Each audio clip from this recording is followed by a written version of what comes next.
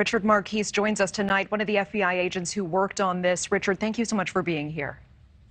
Yes, thank you. And this arrest, almost 34 years in the making, this remains the deadliest terror attack on British soil. So many Americans, of course, perished. Can you take us back, walk us through what you saw when you arrived at that massive crime scene?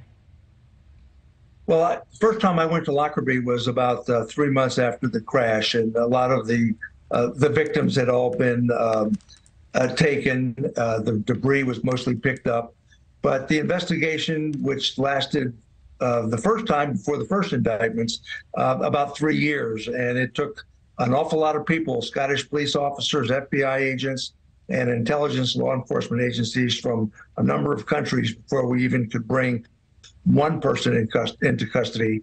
And then the trial was years later, and certainly we are now, as you said, 34 years away, and it's good to see another one of the alleged perpetrators in custody. And you just heard from the brother of one of the victims. He says he believes that this was handled properly or appropriately from the beginning. 9/11 may have not happened. What do you make of that statement? Do you agree?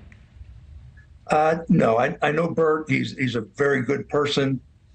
Certainly, if we had done what I think was suggested, that we acted militarily in 1989, we may not have gotten the right people, because it was evidence that led us to the individuals that committed this terrorist attack. And that took time, and the intelligence information that we had initially was actually focused on the wrong group and the wrong countries. What was the most shocking part of this investigation for you?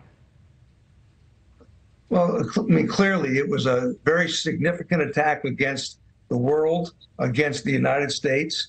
I think I recall there were something like 16 children under the age of 10 on that aircraft. It was an attack against all of us, done by a state sponsor of terrorism. And certainly that was tragic. 9/11 obviously was, in terms of numbers of people killed, much more deadly. But this was a very significant attack that took place long before we ever even thought about a group like Al-Qaeda. And this is a man who may finally be able to answer so many unanswered questions from this attack. Is there any information on whether he will be able or even willing to speak? Well, he was on our radar back during the investigation. We knew about an individual that had built the bomb, but he was never fully identified. And it was not until Ken Dornstein, who lost a brother on the flight, he put a lot of information together. And with that, he went to Libya. He conducted a great deal of investigation that led him to create a 3-part series that played on PBS. And during that investigation, he more fully identified Masood, and that information was passed to the FBI, to Scottish police.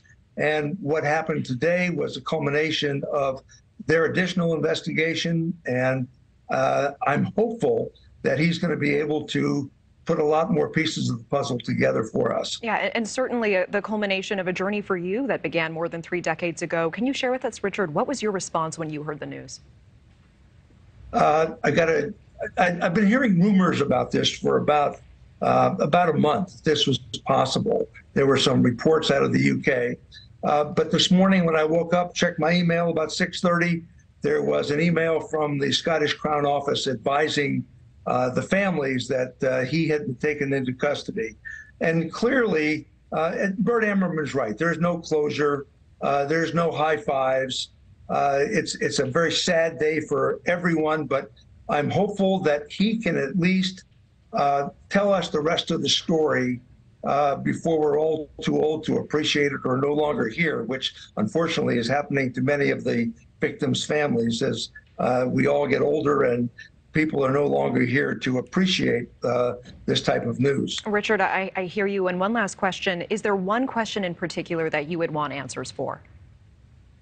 Well, I'd like him to confirm what we suspect. Number one, he built the device. He's told this to a Libyan police officer already in an interview about 10 years ago.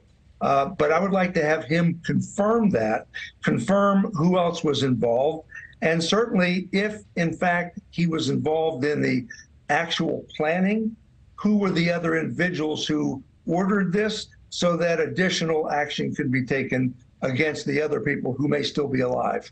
All right, Richard Marquise, appreciate your time. Thank you. Thank you. You have a good evening. You too. Thank you for watching. Go to newsnationnow.com to find News Nation on your television provider. And don't forget to click the red subscribe button below to get more of News Nation's fact-driven, unbiased coverage.